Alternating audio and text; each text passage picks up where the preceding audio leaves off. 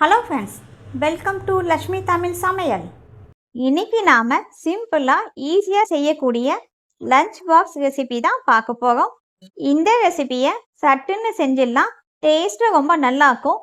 குடைமிளகாய் சாதம் எப்படி செய்யுதுன்னு பார்க்கலாம். இன்னைக்கு நான் கேப்சிகான் ரைஸ் செய்யறதுக்கு பாஸ்மதி தான் எடுத்துருக்கேன்.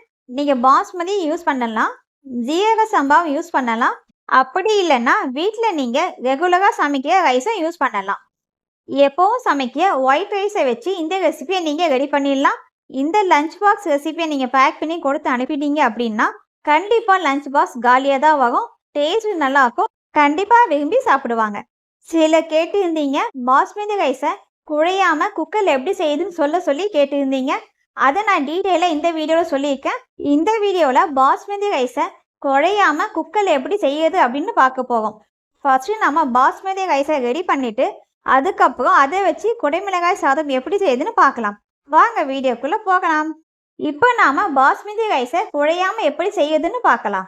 ஒரு கப் பாஸ்மதி ரைஸை 2 டைம்ஸ் நல்லா வாஷ் பண்ணிவிட்டு தண்ணி விட்டு ஊற வைக்கலாம். பாஸ்மதி ரைஸோட வாசனை சிலருக்கு பிடிக்காது. அப்படிப்பட்டவங்க லைட்டாக வார்ம் வாட்டரில் பாஸ்மதி ரைஸை வாஷ் பண்ணிக்கலாம். தண்ணி விட்டு ஊற வைங்க. அரை மணி நேரம் ஆனதும் தண்ணியை வடிச்சிட்டு அரிசியை குக்கரில் சேர்த்துடுங்க. ஊற வச்ச அதே தண்ணியை நாம் இதில் யூஸ் பண்ணிக்கலாம். 1 கப் அரிசிக்கு 1.25 கப் தண்ணி விடலாம். ஒரு சில அரிசி 2 கப் அளவுக்கு தண்ணி எடுக்கும். நீங்கள் யூஸ் பண்ணுற பாஸ்மதி ரைஸ்க்கு 1.25 கப்போ இல்லை 2 கப்போ அப்படின்னு நீங்கள் பார்த்துக்கோங்க. அரிசியும் தண்ணியும் குக்கரில் சேர்த்துட்டு 1 ஸ்பூன் அளவுக்கு நெய் விட்டு நல்லா கலந்து விட்டிங்கன்னா பாஸ்மதி ரைஸ் குழையாது. அதே சமயத்தில் நல்லா வெந்து இருக்கும். இந்த டிப்ஸை கண்டிப்பாக ஃபாலோ பண்ணுங்கள். மீடியமில் 2 விசில் வச்சு எடுத்துட்டோம்னா பாஸ்மதி ரைஸ் ரெடி. ஸ்டீம் போனதை ஓப்பன் பண்ணி பாருங்கள். இதே மாதிரி நல்லா உதிராக குழையாமல் இருக்கும். பாருங்கள், இந்த அளவுக்கு ரைஸ் நல்லா வெந்துருக்கு. இப்போ நம்ம குடைமிளகாய் சாதம் எப்படி செய்யுதுன்னு பார்க்கலாம். குடைமிளகாய் சாதம் செய்யறதுக்கு மசாலா ஒன்றை ஃபஸ்ட்டு நம்ம ரெடி பண்ணிக்கலாம். பேனில் 1 ஸ்பூன் எண்ணெய் விட்டுட்டு 2 டேபிள் ஸ்பூன் உளுத்தம்பருப்பு, 1 டேபிள் ஸ்பூன் கடலை பருப்பு சேர்த்து வறுத்துட்டு 2 டேபிள் ஸ்பூன் தனியா, 1 ஸ்பூன் ஜீரகம், சிகப்பு மிளகாய் 4 சேர்த்துருக்கேன். இந்த மிளகாய் ரொம்ப காரமாக இருக்கும், அதனால நான் 4 சேர்த்துருக்கேன். காரம் கம்மியான மிளகாயாக இருந்தால் நீங்கள் ஒரு 7 மிளகாய் சேர்த்துக்கலாம். இதை நல்லா வறுத்துட்டு இந்த அளவுக்கு சின்ன துண்டு புளியை சேர்த்து வறுத்துக்கோங்க. டேஸ்ட் ரொம்ப நல்லாயிருக்கும். நாம் இதில் தக்காளி சேர்க்க போவதில்லை. மத்தியானம் கொடுத்து அனுப்பும்போது குடைமிளகாய் சாதம் கெட்டு போகாமல் இருக்கும். இது நல்லா ஃப்ரை ஆனதும் 2 டேபிள் ஸ்பூன் அளவுக்கு தேங்காய் துருவல் சேர்த்துக்கலாம். அப்படி இல்லைன்னா பொடியாக கட் பண்ணி தேங்காயை 2 ஸ்பூன் சேர்த்துக்கலாம். நல்லா வறுத்துட்டு இது ஒரு பிளேட்டில் போட்டு சூடு ஆக வைக்கலாம். சூடு நல்லா ஆகினதும் இந்த மாதிரி கொகப்பாக பொடிச்சிட்டு வந்துடலாம். குடைமிளகாய் சாதம் செய்ய மசாலா பவுடர் ரெடி. இதை நாம் ஓரமாக எடுத்து வச்சுக்கலாம். இந்த சாதத்துக்கு 3 கலர் குடைமிளகாயை நான் இன்னைக்கு யூஸ் பண்ணியிருக்கேன். கண்டிப்பாக 3 கலர் சேர்க்கணும் அப்படின்னு அவசியம் இல்லை. 2 கலர் வச்சும் செய்யலாம், 1 கலர் வச்சும் செய்யலாம். மொத்தத்தில் 3 குடைமிளகாய் எடுத்துக்கோங்க. இப்போ நாம் குடைமிளகாயை கட் பண்ணிக்கலாம். குடைமிளகாயை பாதியாக கட் பண்ணிவிட்டு காம்பை கட் பண்ணி எடுத்துருங்க. குடைமிளகாய்க்கு உள்ளே இருக்கிற விதை அந்த வெள்ளை பகுதியெல்லாம் கட் பண்ணி எடுத்துருங்க. நமக்கு இந்த மாதிரி குடைமிளகாய் மட்டும்தான் வேணும். குடைமிளகாயை இந்த மாதிரி பெருசாக நீளமாக கட் பண்ணிக்கோங்க. உங்களுக்கு இந்த மாதிரி கியூபாக கட் பண்ண பிடிக்கும் அப்படின்னா கியூபாக கட் பண்ணிக்கோங்க. நான் 3 கலர் குடைமிளகாயும் நீளமாக தான் கட் பண்ணி எடுத்து வச்சுருக்கேன். ஒரு பெரிய வெங்காயத்தை நீளமாக கட் பண்ணி எடுத்துக்கலாம். நீங்கள் குடைமிளகாயை கியூபாக கட் பண்ணீங்க அப்படின்னா வெங்காயத்தையும் கியூபாக கட் பண்ணிக்கோங்க. 2 மேட்சிங்காக இருக்கும். 2 பச்சை மிளகாயை நீளமாக கீழே எடுத்துக்கலாம். பச்சை மிளகாய் அதிகமாக சேர்க்க வேண்டாம். நம்ம மசாலா பவுடர் ரெடி பண்ணும்போது அதில் மிளகாய் சேர்த்துருக்கோம், அதனால் 2 பச்சை மிளகாய் மட்டும் போதும். ஒரு சின்ன துண்டு இஞ்சியை பொடியாக கட் பண்ணி எடுத்து வச்சுக்கோங்க. குடைமிளகாய் சாதம் செய்ய தேவையானது எல்லாம் நம்ம ரெடி பண்ணி வச்சாச்சு. இப்போ நாம் குடைமிளகாய் சாதம் தாளிக்க ஆரம்பிச்சிடலாம். மசாலா வறுத்து அதே கடாயை நம்ம யூஸ் பண்ணிக்கலாம். ஸ்டவ் ஆன் பண்ணி கடாயை வச்சுட்டு அதில் 2 ஸ்பூன் எண்ணெய், 2 ஸ்பூன் நெய் சேர்த்துக்கலாம். நெய் இல்லை அப்படின்னா பட்டரும் யூஸ் பண்ணிக்கலாம். நல்லா சூடு ஆனதும் 8 முந்திரியை சேர்த்து வறுத்துக்கலாம். 1 ஸ்பூன் உளுத்தம்பருப்பு, 1 ஸ்பூன் கடலை பருப்பு சேர்த்து நல்லா வறுத்துக்கலாம். கீரின பச்சை மிளகாய், பொடியாக கட் பண்ணி இஞ்சி சேர்த்து வதக்கலாம். வெங்காயத்தை சேர்த்து வதக்கலாம். பெருங்காயம் சேர்த்துக்கலாம். வெங்காயம் வதங்கினதும் கட் பண்ணி வச்சுக்க குடைமிளகாய் சேர்த்து வதக்கலாம். ஃப்ரெஷ்ஷான கருவேப்பிலை சேர்த்து வதக்கி விடலாம். குடமிளகாயை வதக்கும் போது குடமிளகாய்க்கு தேவையான அளவு கொஞ்சம் மட்டும் உப்பு சேர்த்துக்கலாம்.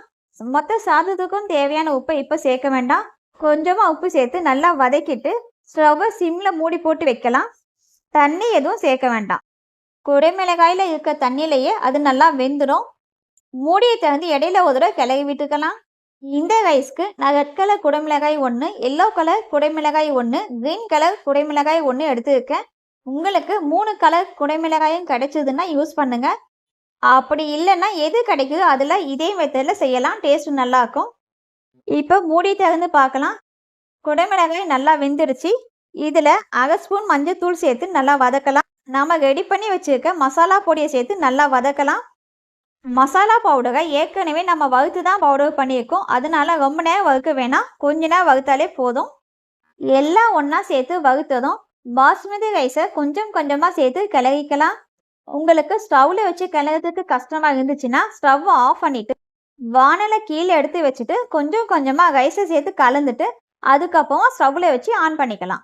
இப்போ நான் ஸ்டவ்வில் வச்சே தான் கிளற போகிறேன். பாஸ்மதி ரைஸ் எவ்வளவு நல்லா உதிரியாக வந்திருக்கு பாருங்க. நீங்கள் எந்த ரைஸ் வச்சாலும் இதே மாதிரியே நல்லா உதிரியாக வேக வச்சு செஞ்சுக்கோங்க. டேஸ்ட் ரொம்ப நல்லாயிருக்கும். நான் சொல்லியிருக்க அளவுக்கு 1 கப் ரைஸ் ரொம்ப கரெக்டாக இருக்கும். நான் எல்லா ரைஸும் சேர்த்து நல்லா கலந்துட்டேன். இப்போ இதில் இந்த ரைஸ்க்கு தேவையான அளவு உப்பு சேர்த்துக்கலாம். நாம் குடமிளகாய் வதக்கும் போது குடமிளகாய்க்கு மட்டும்தான் உப்பு சேர்த்தோம், ரைஸ்க்கு சேர்க்கலை. இப்போ நாம் ரைஸ்க்கு உப்பு சேர்த்து கலந்துக்கலாம். நீங்கள் ஏற்கனவே ரைஸில் உப்பு போட்டு வடிப்பீங்க அப்படின்னா இப்போ உப்பு சேர்க்க வேண்டாம். உப்பு சேர்த்து நல்லா கலந்து விட்டுக்கோங்க. நாம் சேர்த்துக்க மசாலா பவுடர், குடமிளகாய், பாஸ்மதி ரைஸ் இது 3 ஒன்றா சேர்ந்து கிளறும் போது வாசனை ரொம்ப நல்லா வருது. எல்லாம் ஒன்று சேர்த்து நல்லா கிளறி விட்டாச்சு. இதுக்கு மேலே பொடியாக கட் பண்ண கொத்தமல்லியை தூவிக்கலாம். நல்ல வாசனையாக இருக்கும். இது ஆப்ஷனல் தான். உங்களுக்கு வேண்டாம் அப்படின்னா ஸ்கிப் பண்ணிக்கலாம். அவ்வளவுதாங்க, டேஸ்டியான குடமிளகாய் சாதம் ரெடி. கண்டிப்பாக இந்த ரெசிபியை ட்ரை பண்ணி பாருங்க. ட்ரை பண்ணி பார்த்து எப்படி வந்துச்சு அப்படின்னு கமெண்ட் பாக்ஸில் சொல்லுங்கள். இந்த வீடியோ உங்களுக்கு பிடிச்சிருந்தா லைக் பண்ணி கமெண்ட் பண்ணுங்கள். இந்த குடமிளகாய் சாதத்துக்கு சைட் டிஷ் எதுவுமே தேவையில்லை, அப்படியே சாப்பிட்லாம். கண்டிப்பாக சைட் டிஷ் வேணும் அப்படின்னு நீங்கள் நினச்சிங்கன்னா ஃப்ரெஷ்ஷான தயிர் சேர்த்து ஆனியன் ரைத்தாவே போதும். சுட்டாப்பழம் கூட எடுத்துக்கலாம். பார்க்கறதுக்கு நல்ல கலர்ஃபுல்லாக இருக்கிறதுனால குழந்தைங்களுக்கு பேக் பண்ணி கொடுத்தா கண்டிப்பாக மிச்சம் வைக்காமல் சாப்பிடுவாங்க. ட்ரை பண்ணி பாருங்க. இந்த வீடியோ உங்களுக்கு பிடிச்சிருந்தா லைக் பண்ணி கமெண்ட் பண்ணுங்கள். லஞ்ச் பாக்ஸ் ரெசிபிக்கு பிளேலிஸ்ட் க்ரியேட் பண்ணியிருக்கேன். அந்த பிளேலிஸ்ட்டோட லிங்க்கை டிஸ்கிரிப்ஷன்லேயும் ஃபஸ்ட்டு கமெண்ட்லேயும் தரேன். செக் பண்ணி பாருங்கள். இந்த ரெசிபிக்கு நான் யூஸ் பண்ணிக்க குக்வேரோட லிங்க் தேவை அப்படின்னா கமெண்ட் பாக்ஸில் சொல்லுங்கள், நான் உங்களுக்கு தரேன். இந்த வீடியோ உங்களுக்கு பிடிச்சிருந்தா லைக் பண்ணி கமெண்ட் பண்ணுங்கள்.